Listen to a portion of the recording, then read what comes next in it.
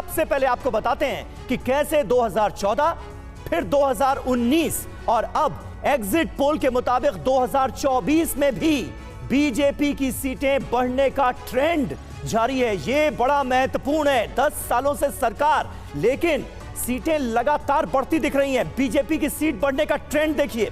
2014 में 282 सीटें हासिल हुई अकेले अपने दम पर भारतीय जनता पार्टी को। 2019 में ये सीटें बढ़ती हैं 303 तक ये आंकड़ा पहुंच जाता है और अब जो एग्जिट पोल का अनुमान है उसके मुताबिक तकरीबन 311 सीटें बीजेपी को हासिल होती हुई नजर आ रही हैं। खास बात क्या है? खास बात यह कि 2014 के मुकाबले 2019 में 21 सीटों का फायदा होता है। यह आंकड़ा 303 तक पहुंच जाता है और 2019 के मुकाबले 2024 में भी 8 सीटों का इजाफा मुमकिन नजर आ रहा है। यह अपने आप में बड़ी बात है। 10 सालों में 29 सीटों के फायदे का अनुमान सीधे तौर पर नजर आता है। यह अपने आप में महत्वपूर्ण है। करुणा, तो बिल्कुल समीर, आपने जानकारी दी कि कैसे सीटों का फायदा एग्जिट पोल में नजर आ रहा है और चलिए अब बता देते हैं कि कैसे 2014 से लेकर अभी तक बीजेपी के वोट शेयर में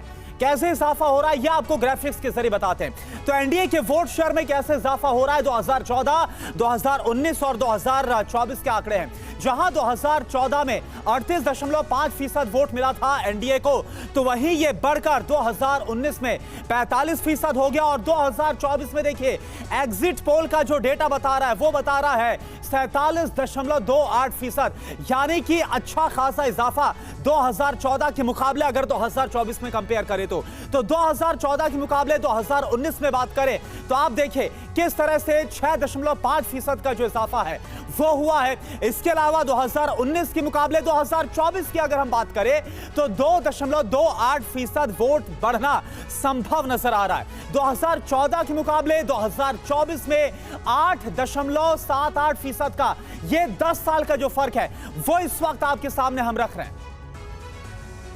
तो बिल्कुल करुणा ने जो वोट शेयर में इजाफे के आंकड़े आपके सामने रखे हैं उससे कहानी और ज्यादा क्लियर हो जाती है। हमारे साथ इस वक्त तमाम खास मेहमान जुड़ रहे हैं। चारू प्रज्ञा हमारे साथ हैं, प्रवक्ता भारतीय जनता पार्टी की। सारिका सिंह हमारे साथ जुड़ रही हैं, प्रवक्ता कांग्रेस पार्टी की। जयशंकर गुप्ता जी स्टूडियो में वरिष्ठ पत्रकार हमारे साथ मौजूद हैं और वरिष्ठ पत्रकार अक्कू श्रीवास्तव जी भी हमारे साथ मौजूद हैं। सबसे पहले चारू, मैं आपके पास आऊंगा। ये जो एग्जिट पोल के आंकड़े कहानी कह रहे हैं, ये उम्मीद के मुताबिक आपको नजर आते हैं क्या? क्योंकि इसके मुताबिक तो ऐसा लग रहा है भाई 2014 से बढ़कर सीटें 2019 में 303 तक पहुंचती हैं और अब 2024 में और सीटें बढ़ रही। मतलब कोई एंटी इनकम्बेंसी है ही नहीं, ये तो प्रो इनकम्बेंसी जैसे हालात हो गए। बिल्कुल समीर जी, नमस्ते और सभी टीवी 9 देखने वालों को भी मेरा प्रणाम।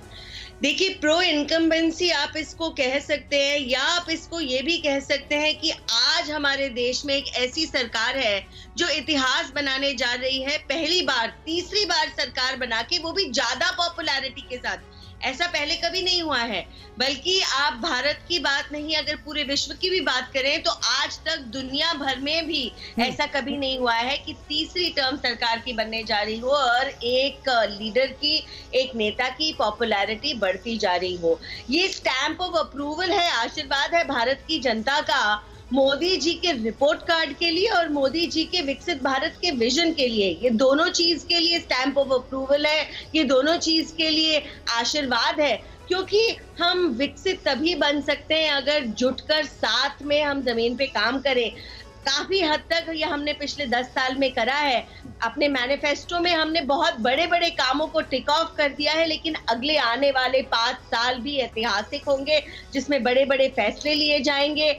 ये जीत है हम सबकी मेहनत की, प्रयत्न की। और जब हम सबकी बात कर रहे हैं, मैं देश की जनता की बात कर रही हूँ, एक पॉलिटिकल पार्टी की बात नहीं कर रही। इस देश के हर एक युवा की बात कर रही हूँ, हर एक महिला की बात कर रही हूँ, हर एक किसान की बात कर रही हूँ, हर एक उस इंसान की बात कर रही हूँ जो विकसित भारत के विजन में कंट्रीब्यूट करना चाहता है। और 4 तारीख अब दूर नहीं, बाकी पॉलिटिकल पार्टीज की बड़ी बड़ी बातें हम बहुत लंबे समय से सुन रहे थे, लेकिन देखिए आप बातें कर कर, अपना खुद का भला कर कर, हमारे भगवान जी का अपमान कर कर कैसे और कब तक आगे बढ़ोगे? भाई आपको सेवा जनता की करनी है ना, अपनी नहीं करनी है।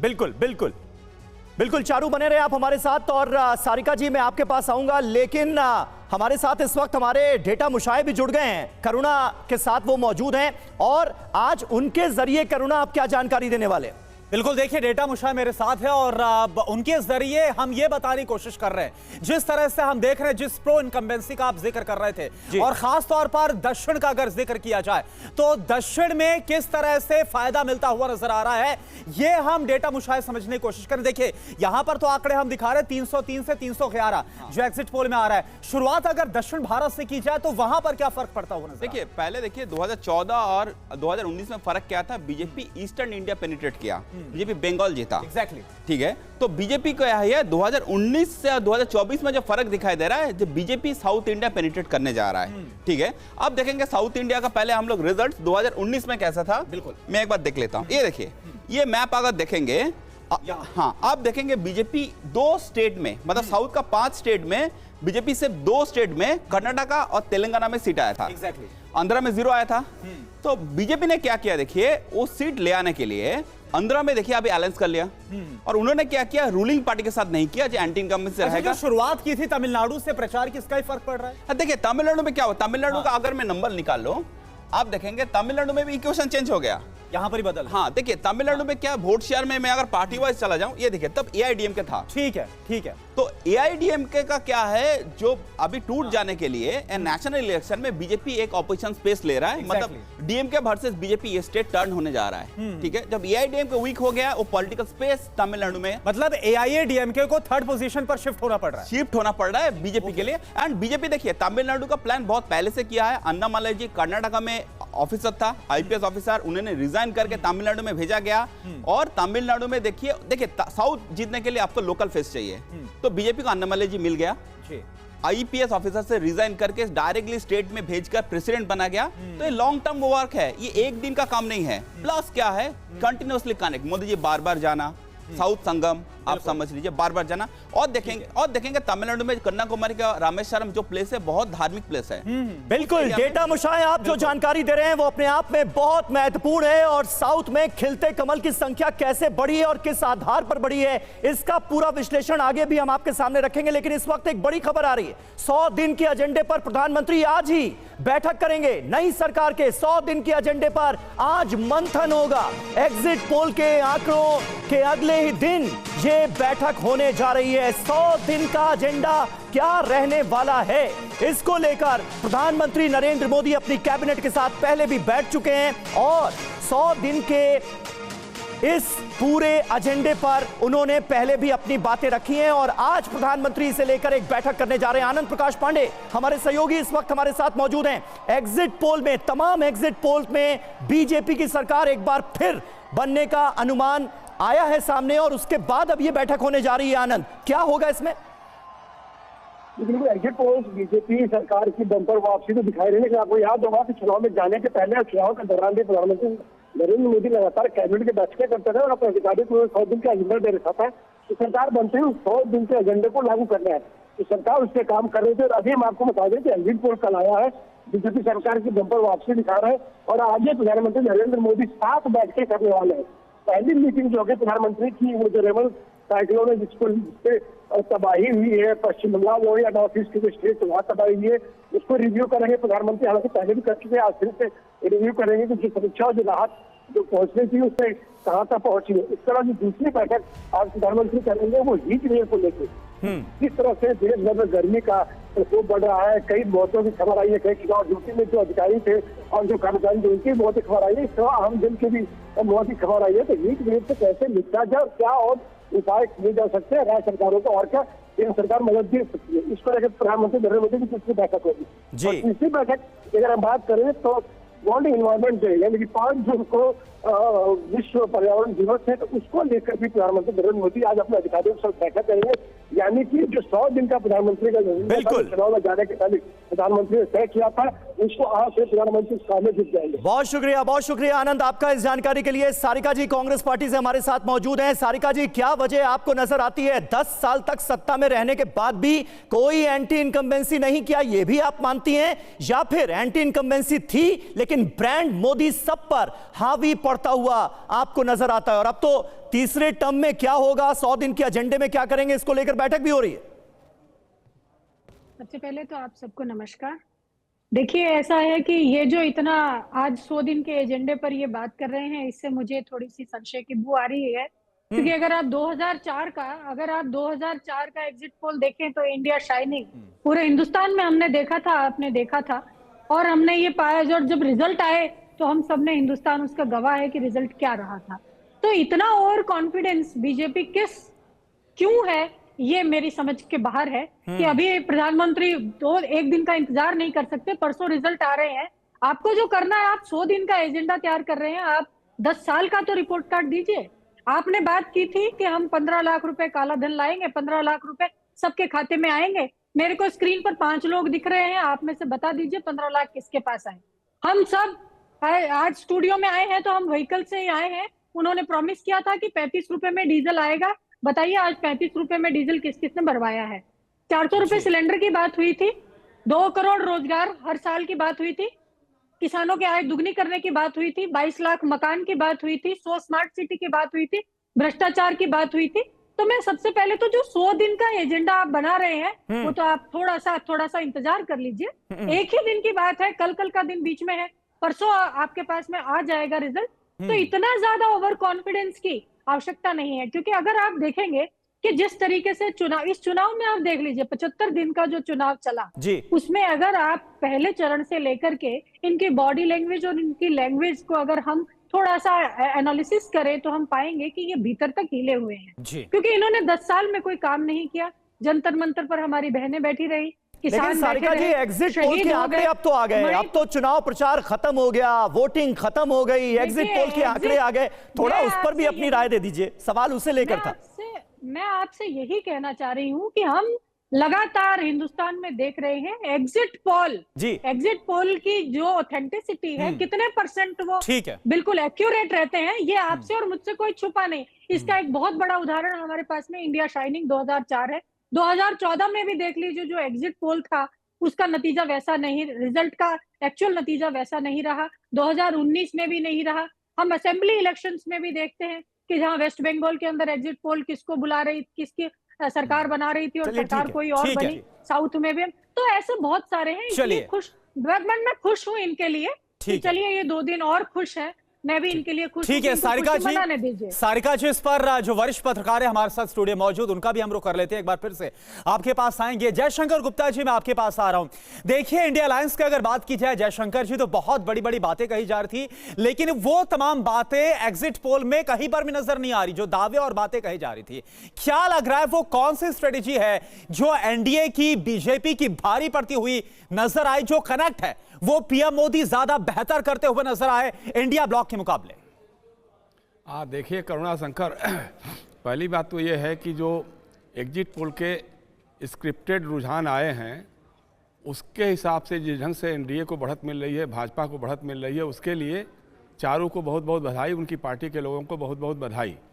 कल सुबह से ही मालूम होने लगा था, लोगों में चर्चा का विषय हो गया था कि जो एग्जिट पोल्स आ रहे हैं वो 350 के आसपास बीजेपी उनके लेड एनडीए को सीटें देने वाले हैं, ये सबको ही मालूम हो गया था। इसलिए इसमें अच्छा, हमारे लिए जो है एग्जिट पोल्स कभी भी ये नहीं रहे, मतलब इंटरटेनमेंट का साधन रहे, ओपिनियन हो चाहे एग्जिट पोल हो। लगातार ये कभी सही होते हैं, कभी गलत होते हैं। वैसे ही जैसे हम लोग अनुमान लगाते हैं तो कई बार सही होते हैं, कई बार गलत हो जाते हैं, तो इसलिए उस पर हमारा कोई बहुत ज़्यादा नहीं रहा है।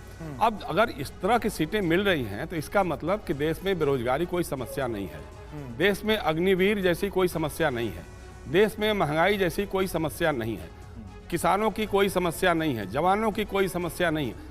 बहुत अच्छी बात है अगर जनता यही पसंद कर रही है, लेकिन मेरा अभी भी मानना है कि 4 जून का हम इंतजार करेंगे, 4 जून को बात करेंगे, क्योंकि मुझे कम से कम कर्नाटका, ये वेस्ट बंगाल, बिहार, यूपी और दिल्ली, इस पर लग नहीं रहा है, हमारे गले उतर नहीं रही है बात, क्योंकि हम लोगों ने भी देखा है, घूमा है, थोड़ा बहुत जाना भी, समझा भी है। ये रुझान जो है हमारे गले के नहीं नीचे उतर रहे हैं। तमिलनाडु में भी जिस तरह से हमारी सूचना ये थी कि केरल में और तमिलनाडु में एक एक सीट पे मजबूत से लड़ी है भारतीय जनता पार्टी, जीत भी सकती है, हार भी सकती है। वो सीट कोयम्बटूर और ये थी क्या बोलते हैं उनका, सुरेश बाबू वाली सीट जो थी वहाँ पे त्रिशूर थी केरला में। तो लेकिन इसके अलावा कुछ नहीं था। लेकिन जिस ढंग से रुझान आ रहे हैं, जैसे बता रहे हैं, तो आश्चर्यजनक है। ठीक है, आश्चर्यजनक है आपके हिसाब से। अक्कू श्रीवास्तव जी भी हमारे साथ मौजूद हैं, वरिष्ठ पत्रकार। अक्कू जी, आप इसे कैसे देखते हैं? जिन समस्याओं का जिक्र किया जयशंकर जी ने, महंगाई, बेरोजगारी, अग्निवीर योजना, क्या वाकई ऐसी कोई समस्या नहीं है? आप भी इन एग्जिट पोल के नतीजों को देखकर ये कहेंगे, या फिर नहीं समस्या है लेकिन उन समस्याओं से भी समाधान हासिल होगा दूसरे पक्ष के जरिए? अगर इंडिया गठबंधन की सरकार आ जाती है तो यह भरोसा ही नहीं जग पाया, क्या वजह मानते हैं? समीर भाई, सबसे पहले सबको नमस्कार। एक चीज बात समझने वाली है, वो ये है कि ये समस्याएं हैं। निश्चित रूप से जयशंकर भाई ने जो कहा है वो ऐसा नहीं कि इनको आप बिल्कुल नजरअंदाज कर दें। महंगाई को लेकर हम सब पीड़ित होते रहते हैं, बेरोजगारी को लेकर हमारे बच्चे और हम सब परिवार पीड़ित होते रहते हैं, लेकिन ये भी सही है कि आज के दौर में इस समस्या से तो निपटा जा सकता है, लेकिन मतदाता अब को ये लगता है कि उससे बड़ी और चीजें हैं, उससे बड़ी उसका स्वाभिमान है, उससे बड़ी राष्ट्रीय भावना है, उससे बड़ी विकास होता हुआ विकास है। ये सब उसको शायद ज्यादा लगता है, और उससे ज्यादा लगता है कि उम्मीद कुछ है। हाँ। और उम्मीद तभी ठीक होती है जब दूसरे के पास कुछ देने को हो। यहाँ देने के लिए है, और वहां जो लेना चाहता है, आपसे वोट लेना चाहता है, उसके पास देने के लिए उसको वो विश्वास नहीं दे पा रहा है, इसलिए उम्मीद और नाउम्मीदी का मामला है। तो जहां नाउम्मीदी है वहां वो जा नहीं रहा है। जहां उम्मीद है, थोड़ा सा भी लगता है कि हाँ भाई चलो कुछ मिल जाएगा, आज नहीं कल मिल जाएगा, परसों मिल जाएगा, तो 10 साल इंतजार किया है, थोड़ा थोड़ा मिला है, थोड़ा मिला है, थोड़े की और जरूरत है, वो उस पर आगे चलता चला जा रहा है। हम एक समस्या को लेकर के पीड़ित हो जाते हैं और उसी को सोचते हैं कि यार इस पे क्यों नहीं हुआ, ये क्यों नहीं हुआ, लेकिन जो मन में चल रहा होता है, एक बार राम मंदिर बन गया, एक बार धारा 370 अनुच्छेद 370 हट गया, उसके बाद भी बहुत सारी चीजें हैं, लेकिन उसको फिर उम्मीद आती है कुछ चीजें हमारी सरकार शायद ये वजह। दूसरा, मेरी कांग्रेस के नेता जो हैं, जो अक्सर कहते हैं 2004 का, तो 20 साल पुरानी बातें भूल जाओ भाई, कब तक इसको याद रखोगे? 20 साल पहले ये हुआ था। आप उसी तरीके से थोड़ा बहुत 2010-14 का भी भूल जाओ कि 15 लाख दिए थे, 15 लाख देने हैं, नहीं देने। अब उससे आगे दुनिया चली गई है, उससे आगे बहुत कुछ हो चुका है, तो इसलिए उस पर कंसंट्रेट करना चाहिए, और उस पर कंसंट्रेट करना चाहिए कि कांग्रेस कैसे वापस आए, कांग्रेस पर विश्वास कैसे जते, और इस देश के लिए कांग्रेस उतनी ही बड़ी जरूरत है जितनी बड़ी जरूरत फिलहाल राष्ट्रीय पार्टी भारतीय जनता पार्टी भी अगर मान ले रहे हैं, सरकार है उनकी, तो कांग्रेस भी बहुत बड़ी जरूरत है। इसके लिए जो कांग्रेस को मेहनत करनी चाहिए, जो 24/7 काम होना चाहिए, उसके लिए उसके नेताओं को जुटना चाहिए, सिर्फ एक परिवार पर बात ना रहे, और उस परिवार बिल्कुल सही आप कह रहे हैं, एक पैन इंडिया पार्टी। और अगर एग्जिट पोल के नतीजों पर हम नजर डालें तो उत्तर से लेकर दक्षिण तक जिस अंदाज में करुणा कमल खिलते हुए नजर आ रहे हैं, ये बहुत महत्वपूर्ण है। तमिलनाडु, कर्नाटक, केरल, तेलंगाना का जो आंकड़ा है, जो डेटा है, वो क्या कहानी कहता हुआ नजर आ रहा है? और डेटा मुशाह अगर ये भी बता सकें कि इसकी बड़ी वजह क्या नजर आती है? एग्जैक्टली समीर, इसी पर अब हम बात करने वाले हैं। देखिए डेटा मुशाह, इससे पहले ओवरऑल हमने बात कर ली, लेकिन जो 5 राज्य है दक्षिण के, वहां पर कौन से फैक्टर्स, कौन से मुद्दे हैं जो कि बीजेपी के पक्ष में जा रहा है और कितना गेन हो रहा है? फटाफट एक बार आप बता दीजिए। देखिए सबसे इंपॉर्टेंट स्टेट है कर्नाटका। हाँ। अब देखिए कर्नाटका में 6 महीने पहले जब असेंबली इलेक्शन हुआ, 1 साल पहले, तब क्या हुआ, कांग्रेस ने एक बहुत बड़ी मार्जिन में जीता, लेकिन बीजेपी तब रणनीति चेंज कर लिया। बीजेपी ने क्या किया, अलग इलेक्शन लड़ने का फैसला से दूर हट गया। उन्होंने क्या किया, जेडीएस के साथ अलायंस कर लिया। तो देखिए रणनीति होना चाहिए, ठीक है, तो इक्वेशन होना चाहिए प्लस नैरेटिव होना चाहिए, तब सीट आएंगे। तो पहले कर्नाटका में इन्होंने एक बहुत बड़ा डिसीजन लिया। आप देखिए आंध्रा में देख लेंगे, अगर आंध्रा में देखेंगे, पिछले बार कोई अलायंस नहीं था तो कोई सीट नहीं था। अब देखेंगे इस बार क्या, टीडीपी जनसेना के साथ अलायंस कर लिया। और क्या है, देखिए आंध्रा का एक पार्टी, मतलब अनडिवाइडेड आंध्र में तेलंगाना था, तो क्या होगा, जो चंद्रबाबू नायडू का सपोर्टर है वो जो तेलंगाना में रहता है उसमें प्रभाव पड़ा। इवन आप देखेंगे अंडमान निकोबार में भी एक तेलुगु पॉपुलेशन है, उसका भी एक बार आप यहाँ पर कौन कौन सी सीटें कहाँ पर फायदा हो रहा है, थोड़ा आप स्क्रीन के जरिए आप बताइए। देखिए पिछले बार 2014 में बीजेपी 2 सीट जीता था। हाँ बिल्कुल। तो इस बार भी जो एग्जिट पोल वगैरह दिखा रहा है यही सेम 2 सीट। अब आप आंध्र प्रदेश में ये दिखाई दे रहा है। ठीक है। आप देखिए केरला में, हाँ केरला की बात करते हैं। केरला में देखिए बीजेपी का आप एक देखेंगे वोट शेयर 2014 में 10% था और 19 में बड़ा था 3%, मतलब 13% वोट शेयर था। और इस बार फिर से गेन हो रहा है। फिर से गेन हो रहा है। उन्होंने क्या किया, इंस्टेड ऑफ फोकसिंग पूरा केरला, उन्होंने सीट स्पेसिफिक फोकस किया, थ्रिशूर फोकस किया, तिरुवनंतपुरम फोकस किया। तो उन्होंने स्ट्रेटेजी क्या था, मैं इंस्टेड ऑफ फोकसिंग 20 सीट्स अच्छा, मैप के जरिए यहाँ पर अगर हम समझा सकें कैसे फायदा हो रहा है। देखिए ये जो साउदर्न पार्ट है, साउदर्न पार्ट यहाँ पर ठीक है, इस बेल्ट में उन्होंने फोकस किया। ठीक है। और ये त्रिशूर वाला सीट है, ठीक है, ये फोकस किया। तो उन्होंने क्या किया, नॉर्दर्न पार्ट ऑफ जो आपका जो केरला है उधर फोकस नहीं किया। तो कर्नाटक में इसका फायदा मिल रहा है। इसका फायदा मिल रहा है। देखिए एक रणनीति है और रणनीति इलेक्शन का सिर्फ 3 महीना या 2 महीना पहले से नहीं है, ये रणनीति 5 साल का रणनीति है और इसी का नतीजा जो एग्जिट पोल में नंबर दिखाया जा रहा है ये रिफ्लेक्ट कर रहा है। ठीक है। तो समीर आपने देखा किस तरह से साउथ में जो रणनीति और जो अलायंस बनाया गया इसका साफ तौर पर जो फायदा है वो बीजेपी को मिलता हुआ नजर आ रहा है समीर। बिल्कुल, और बीजेपी ने दक्षिण के अंदर जो स्ट्रैटेजी सामने रखी, जिस पर काम किया जयशंकर जी, उसका फायदा मिलता हुआ सीधे तौर पर नजर आ रहा है। डेटा मुशाय ने जो बातें रखी हैं उस पर आपकी एनालिसिस क्या है? नहीं देखिए, भारतीय जनता पार्टी लगातार सक्रिय रहती है, नरेंद्र मोदी लगातार चुनावी मोड में रहते हैं, इसमें कहीं कोई दो राय नहीं है। और वो जहां कमियां नजर आती हैं उन कमियों को दूर करने के प्रयास में जुटे रहते हैं, इसमें भी कोई दो राय नहीं है। लेकिन मेरा मानना यही है कि चूंकि अभी हम रुझान पे बात कर रहे हैं, ये रुझानों को हम नतीजा मान करके अगर चर्चा करेंगे तो इसका कोई मतलब नहीं है। इसलिए अब जब 4 जून के बाद जब निर्णायक रूप से बात होगी तो उस पर समझ में आ सकती है सारी बातें।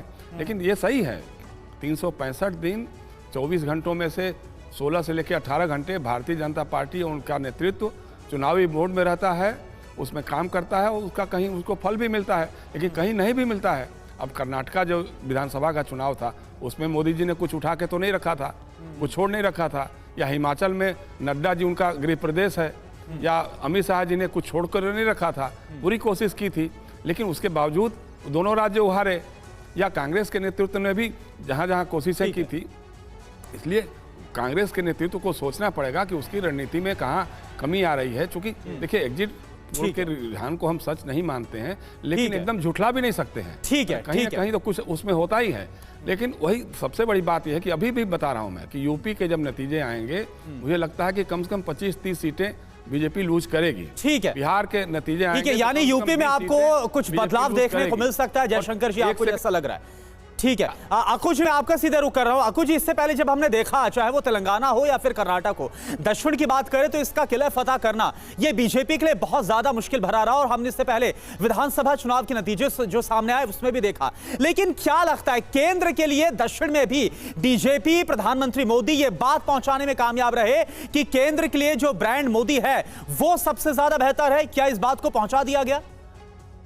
नहीं, ठीक बात है। केंद्र के लिए ब्रांड मोदी महत्वपूर्ण है, ये तो पहुंचा ही दिया गया है। उसके अलावा जो सबसे महत्वपूर्ण बात थी, आप ये देखिए, ये जो 5 राज्य दक्षिण के हैं ये बहुत पायस किस्म के हैं भारतीय जनता पार्टी के लिए। और भारतीय जनता पार्टी के लिए पवित्र इसलिए मैं कह रहा हूं, वहां के वोटर के लिए पवित्र हैं। क्यों? क्योंकि वहां जितने सत्तारूढ़ दल हुए अब तक उनमें उन्होंने देख लिया, खासतौर से आंध्रा, तेलंगाना, तमिलनाडु, केरल में, और वो देख रहे हैं लगातार कि जो पार्टियां काम कर रही हैं वो कितनी हद तक किस हद तक टेस्ट, मतलब जैसे पंजाब में हुआ था, अकाली दल टेस्ट कर लिया, कांग्रेस टेस्ट कर लिया, तो फिर ये लगा कि यार अब तो आपको, क्योंकि वहां भारतीय जनता पार्टी कुछ थी नहीं, तो आपको टेस्ट कर लो, तो आप आ गई। इसी तरीके से यहाँ पे भी है, इन सीटों में वो केंद्र में मोदी को देख रहे हैं, मोदी के एफर्ट को देख रहे हैं, मोदी को एक काशी संगमम नहीं है, एक तमिल संगमम नहीं है, इसके अलावा इतने सारे काम हैं, इतनी सारी चीजें हैं जो लगातार मिलकर के 1 और 1 11 बनाती हैं। तो अब जो जिसको लोग पार्टी कहते थे गंगा से निकलने वाली पार्टी, तो वो समुद्र और पहाड़ों से होते हुए अब वो आ गई समुद्र के, बड़े समुद्र की तरफ। देश का कोई हिस्सा नहीं बचा। अगर जम्मू कश्मीर भी आप देखेंगे, जो कश्मीर का नाम साथी हमारे ले सकते हैं कि वहां तो पार्टी लड़ भी नहीं रही है, तो वहां पर भी एक जमीन पर उसने जगह बनाई है, और वो जगह सही बात है। एक अखिल भारतीय पार्टी के तौर पर भारतीय जनता पार्टी को हम आगे बढ़ते हुए देख रहे हैं। चारू, आपको सबसे बड़ी वजह इसकी क्या नजर आती है? क्योंकि अब तक की चर्चा में यह तो तय हो रहा है कि मुद्दे थे सरकार के खिलाफ, लेकिन उनका असर नजर नहीं आया है इन चुनाव पर। यानी जो आपके ऑपोजिशन में गठबंधन था वो उम्मीदें जगाता हुआ नजर नहीं आया जनता के लिए। समीर जी, बहुत आदर के साथ मैं एक बात कहना चाहती हूँ। अगर एक चुनाव में कोई मुद्दे ना हो, उसका मतलब तो यह है कि भारत अभी ही विकसित भारत बन चुका है और राम राज्य आ चुका है।